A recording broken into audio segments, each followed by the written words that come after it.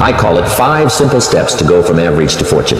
You might like to make a note of them. Here's the first one. Get serious.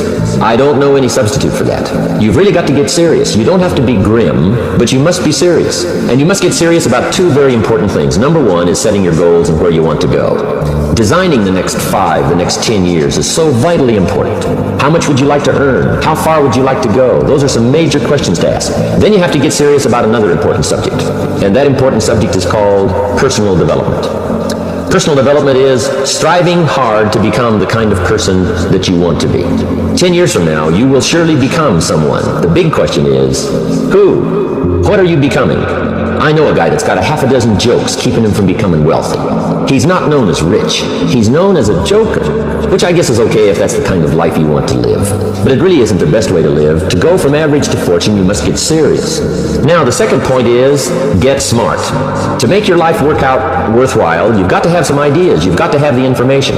In fact, in this decade, you must be much smarter than you were in the last decade. You just must keep up this steady process of learning. Never cease your quest for knowledge. Keeping a journal, going to the lectures, going to the seminars, listening to the sermons, picking up ideas from other people. Sure enough, you'll be wiser this year than you were last year.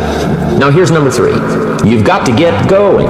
In my management leadership seminar, we teach game plans, how to put all the good things that you've learned into action, how to make the changes, and how to actually do the work, how to actually function.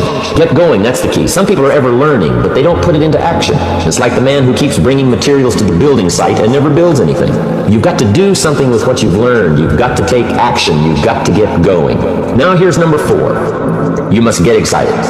And not just the false enthusiasm of just pure positive thinking. You've got to get excited over some very basic things. One is, get excited over your ability to make yourself do the necessary things. Because discipline is major step 1 toward personal progress. And anytime a person wishes to, they can make major changes in their life, personally and socially and financially. The act of murder is a clear indication that a person in one drastic act can forever change the course of their life. It just happens to be in the negative direction. What I would ask you to do, starting today, is get excited about committing an act that's positive, an act that's constructive, to make the changes in your life that you want made, and to go the direction that you want to go. Number 5 is get away. I have found, especially in the last 15-20 years, that there's an important thing called life balance. How sad it would be to learn how to earn well, but not learn how to live well. You must balance your life. Learn to get away and reflect. Learn to get away and learn how to live as well as how to earn. Especially in my staff, I teach something called lifestyle. Lifestyle is how you learn to live your life. Some people have money, but they don't even know how to spend it. They have time, but they don't know how to spend it. Some people are successful, but they don't know how to